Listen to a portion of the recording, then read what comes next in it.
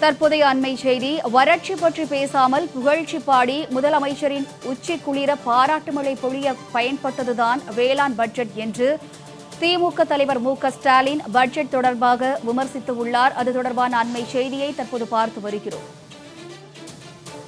வறட்சி பற்றி பேசாமல் புகழ்ச்சி பாடி முதலமைச்சரின் உச்சி குளிர பாராட்டு மழை பொழிய பயன்பட்டதுதான் வேளாண் பட்ஜெட் என்று திமுக தலைவர் மு.க.ஸ்டாலின் பட்ஜெட் தொடர்பாக விமர்சித்துள்ளார். மற்றும் ஒரு பெயர் மாற்ற நிகழ்வாக மட்டுமே வேளாண் பட்ஜெட் நடந்து முடிந்துள்ளதாகவும் அவர் குறிப்பிட்டுள்ளார். மற்றும் ஒரு பெயர் மாற்ற நிகழ்வாக மட்டுமே வேளாண் பட்ஜெட் நடந்து முடிந்துள்ளதாகவும் திமுக தலைவர் மு.க.ஸ்டாலின் குறிப்பிட்டுள்ளார். இது தொடர்பான கூடுதல் விவரங்களோடு இணைகிறார் செய்தியாளர் குணசுந்தரி. வணக்கம் குணசுந்தரி. பட்ஜெட் தொடர்பாக திமுக தலைவர் மு.க.ஸ்டாலின் என்னெல்லாம் தெரிவித்திருக்கிறார்? முழு விவரங்கள்.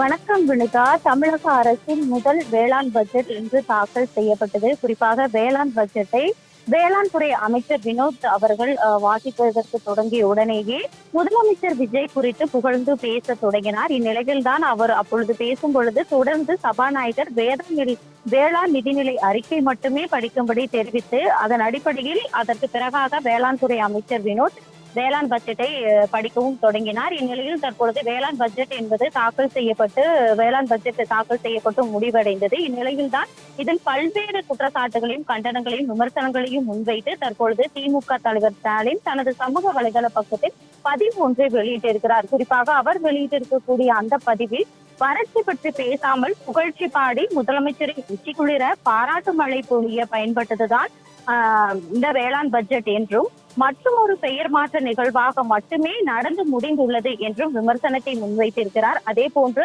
திராவிட மாடல் அரசின் திட்டங்களின் மேல் வெற்றி என்ற லேபிளை ஒட்டினால் வேலை முடிந்தது என்று இந்த அரசு நினைக்கிறதா என்ற ஒரு கேள்வியையும் முன்வைத்திருக்கிறார்.